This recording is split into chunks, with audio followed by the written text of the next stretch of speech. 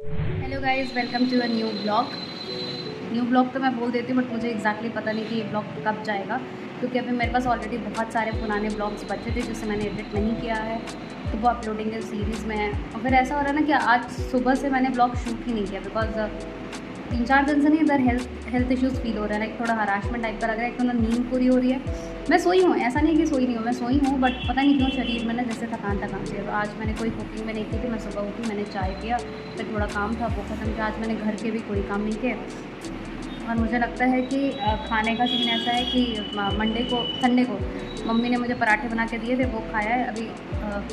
Sunday, Monday, Tuesday बीत गया, आज वेंसडे है, और मुझे लगता है तब से मैंने रोटियां नहीं खाई। तो फिर मेरा अब हो गया था कि भाई अब तो बनाना पड़ेगा। फिर मैंने अभी अपने लिए छोले बनाए हैं, और फिर मैं रोटियां बनाऊंगी। तो अभी बज रहे हैं दिन के 3:30।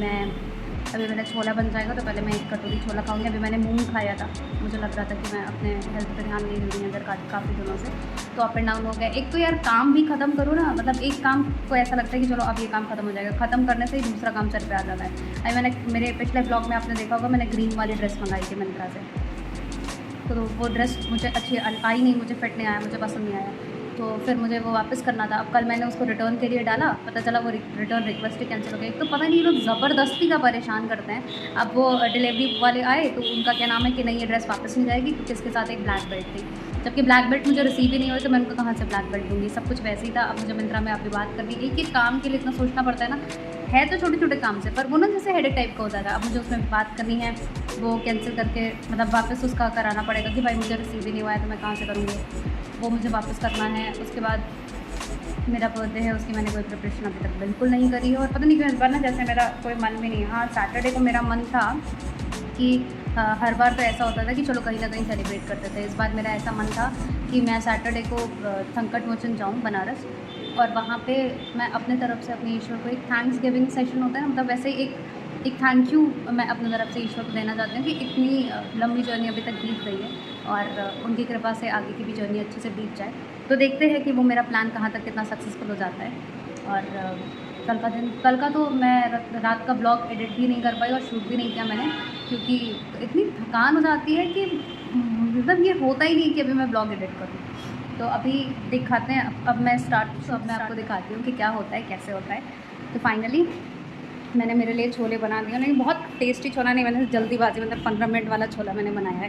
तो मेरे छोले दिखाते हैं आपको। छोले हो चुके हैं, मेरा बहुत मन नहीं था किचन में खड़े होकर भुनने का, तो मैंने बहुत भुना नहीं, बट ठीक है, खाया जा सकता है। इतना हो चुका है कि इसे खाया जा सकता है, तो ये मैंने बना लिया है। अभी शाम के नाश्ते में मैं यही खाऊंगी, छोला, उसके साथ ऊपर से थोड़ी सी सेव वाली नमकीन डाल के, जो मम्मी ने बनाया था मैं घर से ले आई हूँ, सेव वाली नमकीन डाल के छोले और चाय। आज शाम का नाश्ता मेरा यही है, तो नाश्ते पे मिलते हैं। और फिर मुझे क्लास भी लेनी है, तो तब तक मुझे जो 10-15 मिनट मिलता है मैं थोड़ा रेस्ट कर लेती हूँ, ताकि जब मैं शाम की क्लास में बैठूँ तो मैं थोड़ी फ्रेश लगूँ। तो मीन टाइम मैं थोड़ा रेस्ट कर लेती हूँ, फिर मिलते हैं आपसे शाम के 20 4। minutes later. भी आपको दिख नहीं रहा होगा, है ना। और मैं उठ चुकी हूँ, मैंने 20 मिनट्स का एक थोड़ा सा छोटा सा रेस्ट अपने लिए ले लिया था। तो अभी मैं मुँह धो के फ्रेश हो चुकी हूँ, और अब मैं खाने जा रही हूँ। मैंने आपको बताया था ना मैंने छोले बनाए, तो अब मैं शाम का नहा के तैयार हो चुके हैं, तो अब खाते हैं सेब, और उसके बाद इससे पहले कि बच्चे आ जाए फटाफट से खा के फिनिश। सारा काम ख़त्म करने के बाद अब मैं रात का डिनर करने जा रही हूँ। तो मैंने छोले बनाए थे, आपको दिखाया था। अब मैंने रोटियाँ बना ली है, आज 2 दिनों बाद मैंने रोटियाँ बनाई हैं। तो अब मैं खाने जा रही हूँ। मेरा डिनर हो चुका है, और आज वेंसडे है, और मैं मॉर्निंग में हेयर वॉश नहीं कर पाई थी, तो अभी फटाफट से मैंने हेयर वॉश कर लिया है, बिकॉज़ फिर नहीं करो तो पूरे हफ्ते बाल गंदे रहते हैं, और कभी कहाँ को जाना पड़ जाए ये पता नहीं होता है। तो फाइनली अभी मैंने हेयर वॉश कर लिया है, और अभी ये सूख जाएगा। जब तक मैं रात में सोऊंगी ये सूख जाएगा। और इतने ज़्यादा बाल झड़ रहे हैं, इतने ज़्यादा बाल झड़ रहे हैं, देख सकते हैं। बैडनेस होने लगी है धीमे धीमे, मुझे इतने बाल झड़ रहे हैं जिसका कोई हिसाब नहीं। तो फाइनली अब मुझे सब सोना है। और अभी मैं क्या कर दर्द हो रहा था, तो मैंने किया हल्का पानी गर्म, और उसमें मैं पैर डल करके बैठ गई हूँ। लेकिन क्यों चलते चलते दिन भर पैरों में इतना दर्द हो जाता है, इसका बहुत ही ज़्यादा दर्द होता है। तो अभी मैंने हल्की वार्म वाटर में पैर डाल करके बैठ गई हूँ, इससे थोड़ा आराम हो जाएगा, फिर मैं सोऊंगी। के पास कोई सॉल्यूशन हो ऐसे झड़ते हुए बालों को रोकने का, मतलब बहुत ज़्यादा हेयर फॉल हो रहा है, तो प्लीज़ मुझे कमेंट बॉक्स में बताएगा कि what should I try for my hair, कि ये थोड़ा झड़ने बंद हो जाएं।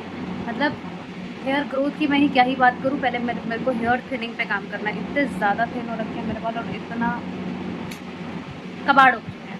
तो अभी ऐसा चल रहा है कि मेरे बाल बेचारे बीमार मरीज की तरह हो चुके हैं। थी मैंने कि 28, 29, 38 और 1st 2nd को इतनी सारी छुट्टियां पड़नी है, तो मुझे काफ़ी सारी छुट्टियां मिल जाएंगी। इतने समय से मैंने ब्रेक नहीं लिया है, मैं ब्रेक ले पाऊँगी और इन्जॉय करूँगी।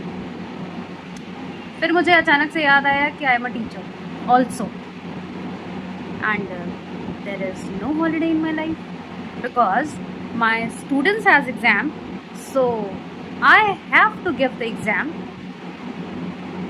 Weather I am a student और नॉट।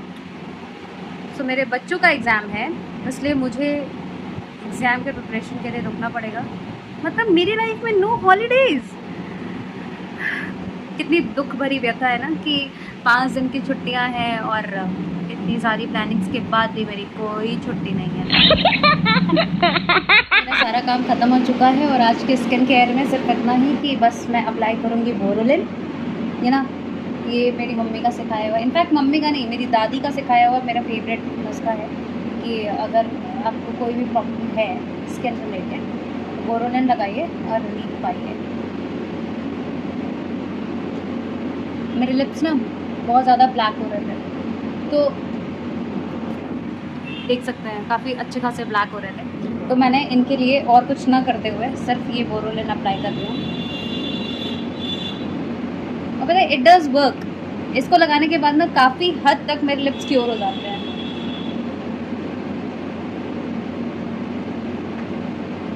और पता है सुबह तक ये बहुत अच्छे से मॉइस्चराइज भी रहते हैं।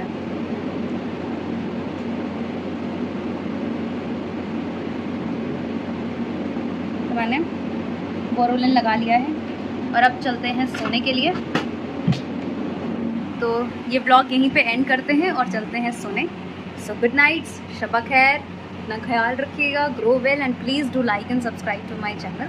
मिलते हैं नेक्स्ट ब्लॉग में, तब तक के लिए good night and bye bye.